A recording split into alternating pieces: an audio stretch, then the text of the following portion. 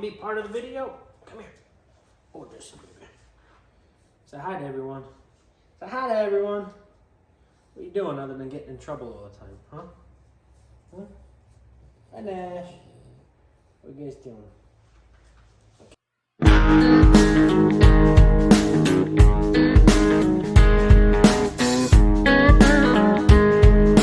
What's going on, guys, and welcome back. I know I did not post a video last night, which was Tuesday, and that was the first time I haven't posted a video on a Tuesday night in probably 5 months. So, you know, it's just like I talked about in the last video, you know, we're going to do everything that we can to keep these videos coming, keep them snowmobile related, and we are working on a couple things or brainstorming a couple projects and stuff that we could do throughout the summer for you guys. And I do have, you know, my 97 XCR outside that I do plan on working on. So that's all coming down the pipe. But like I said in the last video, and you know, I told you guys what I was getting. So I'm getting a VR1 Boost 137 with a 1.3 Cobra track on it. So that is what I'm getting. And you know, I told everyone that I was going to tell you guys what my plans are for this build. And you know, I think that on the trail end of things, you know, what we do to these sleds is, you know, for the most part, pretty intensive. You know, I mean, I know the mountain guys go, you know, above and beyond, and they do all sorts of crazy stuff. And, you know, we might maybe one day get to there, but, you know, as for right now, you know, we're a little bit on the smaller end of, you know, a build sheet. So I'm going to tell you guys everything that I plan on doing to the sled. And, you know, this is just like a kind of a tentative list as of right now, but I can see everything coming, you know, through here, you know, once we get the sleds and everything like that. So a lot of guys were like, you know, I can't believe you're getting a VR1 instead of an XCR. XCR fits you so well, and it does. Honestly, you know, a cross-country sled fits me better even than this XCR. I mean, granted, we made this thing, you know, work really well. You followed along. We did a ton of suspension work to this XCR, you know, which is the best option suspension-wise that you could get from Polaris. So everyone's like, you know, how are you going to make, you know, your VR1 work? How are you going to do this? So number one, prior to this XCR, I had a VR1 2 years ago, and I ran VR1 shocks in the rear. I had my Fox QS3s in the front, but I had the VR1 shocks in the rear. So, you know, I guess you'd say, technically speaking, a step down from these XCR shocks. And me and Bruce worked on them, and we made them work, you know, I'd say close to as good as these XCR shocks. But I'm not going to be keeping the factory suspension. So the plan for suspension in this sled is to go with either a full set of XCR shocks, or if I could get my hands on a set of cross-country shocks, you know, off the cross-country race sled from last year with rebound adjustment, I will go that route. That is the tentative plan for that. We'll see how that goes. I'm definitely going to try it stock just like I did this sled this year, do my reviews on it and everything like that, but have shocks ready to go and go on. I'll keep the same springs, which, you know, these are 125 pound springs. You know, I'll have heavy duty springs in the rear. So that's you know, they're staying the same. Next step, and if you guys have been here for a long time, when I had my VR1, I actually bent my rails. So XCRs came with beefier rails. They came much less cut out rails. And I ended up going with a set of Ice Age rails. So I know a lot of trail guys don't switch the rails over because not a bunch of them see it, but I am one that I bend and break everything. So to complement the XCR or cross-country suspension shocks, I will be going with a set of Ice Age rails. So now if you go online, you know, you could check everything out. There's normally part numbers, everything. And if you don't know what Ice Age rails is, it's a company out in the Midwest that make stronger rails. They have direct replacement rails for, I believe, almost every sled, you know, out there, or they can at least make them. But a 137 rail kit is an option from them, and it's actually, I couldn't find it on the website, so I called them. Big shout out to Ben from Ice Age Rails for helping me out. And the part number is 59-081 for the direct replacement 137 rails. So that is what I'm going to be going with.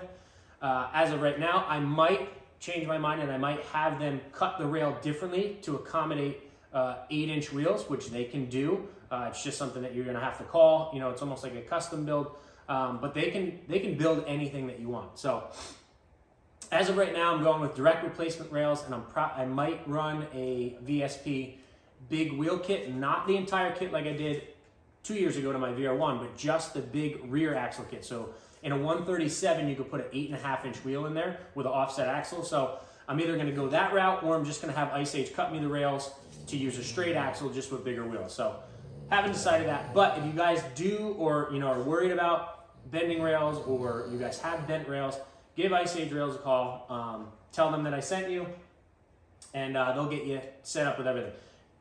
Majority of their business is mountain guys, and I know a lot of mountain guys already know them. So this is for the trail guys, and this channel for the most part is all trail guys. So hit them up. You're better to be safe than sorry. Don't ruin a trip, from bent factory rails. And unfortunately, they're just super cut out, the factory ones, and there's a lot of weak points in them. So, oh boy, Knox got something. So that'll be suspension and rails. As you guys know, I do not run a sled without CNA skis, so I will have my CNA ski, my XCS CNA skis on the sled. I will have my Woody studs. I will have my Woody's Maverick carbides on this thing, or on the VR1, the new one. I will do all my regular things that I've already done. My spindles, you guys saw that video from last year. The guy that was supposed to be making for me just got super busy and never had a chance to do it. I've recently become friends with another guy who is going to help me out with them, so I'm in the process of still building them. So we're going to try those spindles out still, just so I can tell you guys how they work.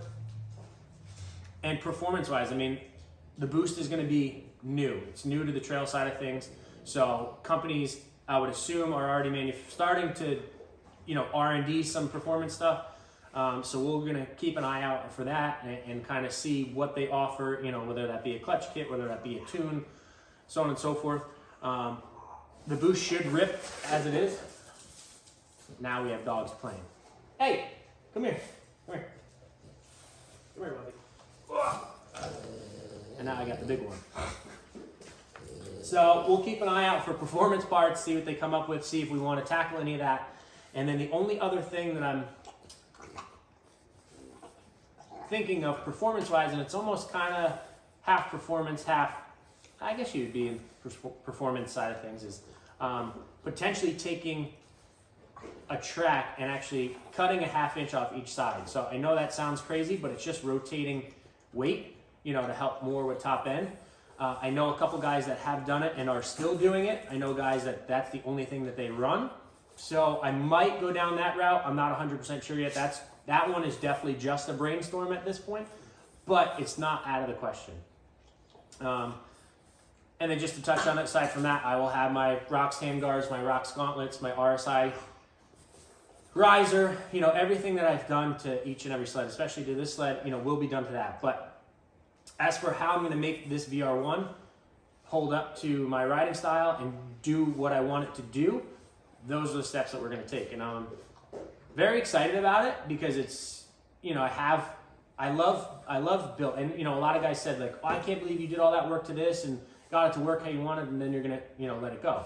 Well, part of this hobby to me is doing just that. Once I get the sled to where I like it, well, now it's time to start over and build a new one. So I'm excited to take on a VR1 back into my life and make that thing, suit me to a T. So you guys have any suggestions on what we should do? And it is getting custom painted, but I'm not going to tell you guys the color yet, so you're going to have to wait for that. But that's really the list of what I'm going to do. I'll probably do the front bumper like I did in this sled again. And big thing, lights. I'm going to have the auxiliary lights. I'm drawing a blank, not the flood ones, the bullet ones, or whatever the ones that go straight. I will have them on that new sled. So sitting here editing this video, and I did forget one thing. Polaris just came out with a heavy-duty brake kit. So it comes with a rotor and pads. As you guys know, I'm super hard on brakes, and XCR stuff held up really good, but this is, I believe, the same rotor that comes off the cross-country sled and the same pads that come off the cross-country sled. So that will also be going on. That's it, I think. Yeah. So that's my plans. That's my build sheet for the most part for, my 23 VR1 that's on the way. Again, if you guys have any suggestions of what you want to see or what you want me to do or things that I should try out, you know, let me know. Put them down in the comments.